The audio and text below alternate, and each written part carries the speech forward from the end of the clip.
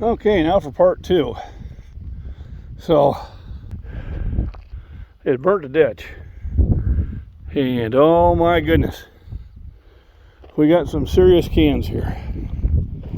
Far more than I can pick up with one bag. So this is going to be probably a 2, maybe 3 day event. Can't see them, but I got a whole ton of them there. So I'm still going to get my distance in. And a lot of these cans are probably there, you just couldn't see them. So yeah, when they burn the field, which they did, it exposes a lot and then it gives you fresh growth. So if you want to keep a field from looking like the woods, about every 2 or 3 years you need to do a controlled burn. Hopefully they did this during a day where the wind was low. I've done it with my property. I'm not going to do it this year. I did one of the ditches, that was it. And you have to be careful it doesn't get away from you. And generally about now, it's a little bit late to be doing this. But the one thing the burn does is probably kills a lot of the rodents. But they recover quickly. So it's not the end of the world for them. Most of the larger mammals can get out of there, but not all.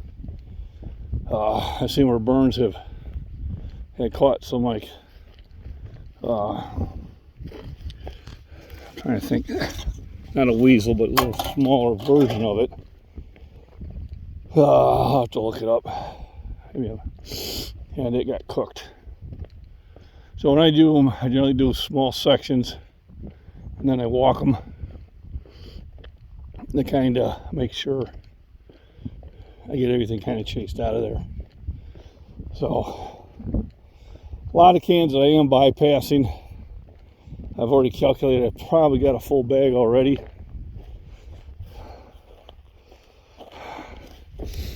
I anticipate at least 3 bags from this stretch, just to where I showed you.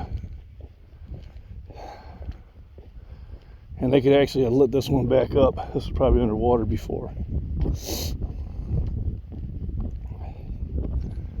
So coming up to what I call one of my Fallout 3 areas, one of the campgrounds. If anybody plays Fallout 3, this is where you'd find one of the Deathclaw gauntlet plants.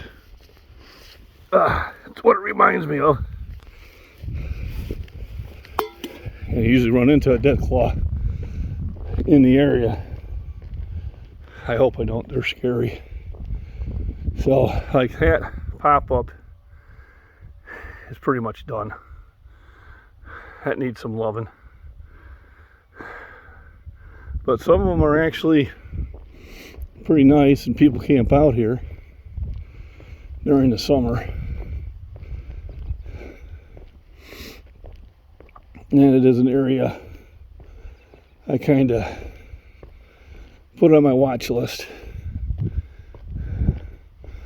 Last year I walked by here and this lady was out there with the weed eater, headphones on, playing music, totally unaware I was there.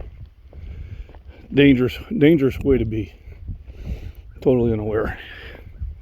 There's Mud Creek again. A good shot down it.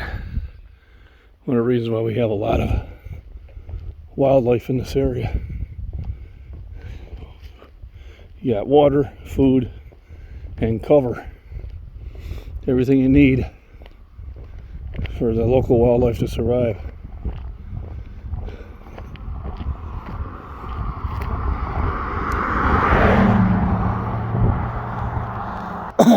So I did watch After part one, I did watch the body beat downs walk. He's out there walking with an umbrella. Yeah, I'm not that motivated. Of course, out here, if it's raining, it's usually windier too, so I go out with an umbrella. I'd be Mary Poppins. Woo! Mary Poppins, y'all. There, my buddy's house. I wonder if he's doing well. Hopefully he is. I have noticed that the lights are on again. I don't know if he's staying there or not. I used to see him outside here cooking. Oh, okay. Big old tractor coming down here. That'll be a treat.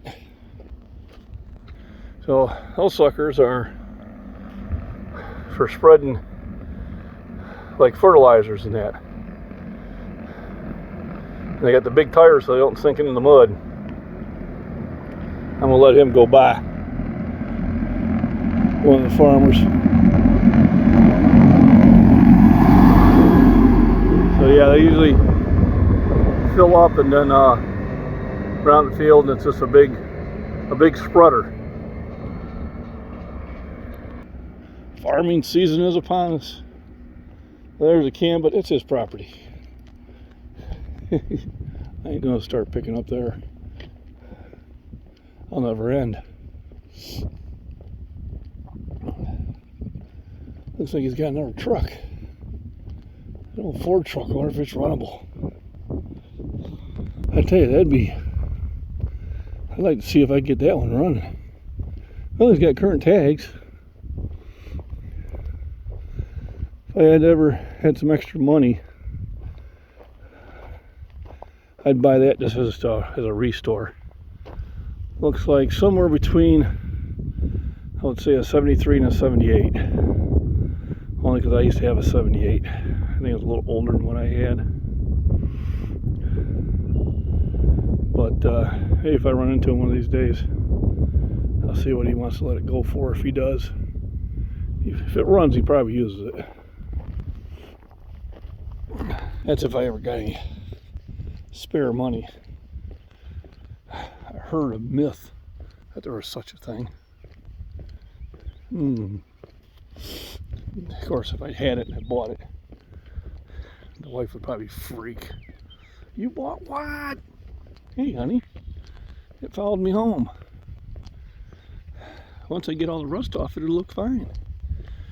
Get all the rust off of it, you got a bare frame. Oops. But yeah, it's kind of good to think about these things. So on the way back, I got plenty of cans to pick up. So I can see this is going to be I say 3 walks. It's probably going to be more like 5 walks to get this stretch cleaned up. Why do I do it? I don't know. I just hate seeing all that unnecessary trash. You know, people just take the trash home.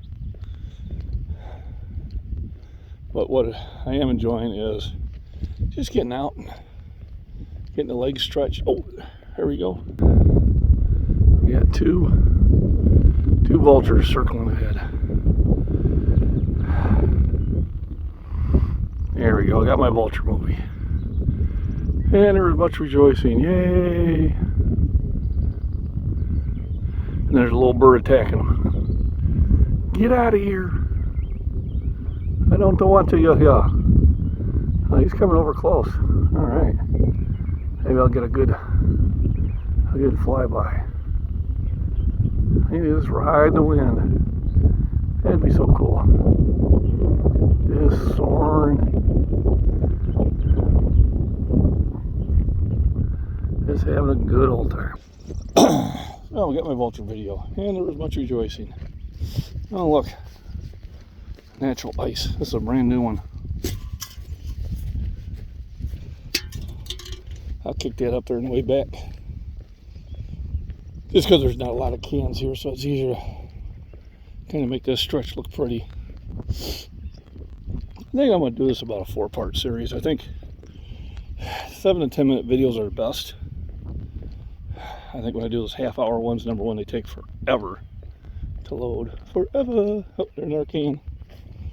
Oh, one of those twisted teas. Of course, it's somebody's property. I think they take care of their own garbage. Although it's not their garbage, somebody threw it there. So, I'm going to end this here for part 2. And probably go back on to part 3. Once again, rest, nutrition, and proper exercise. Get out and walk. Enjoy life.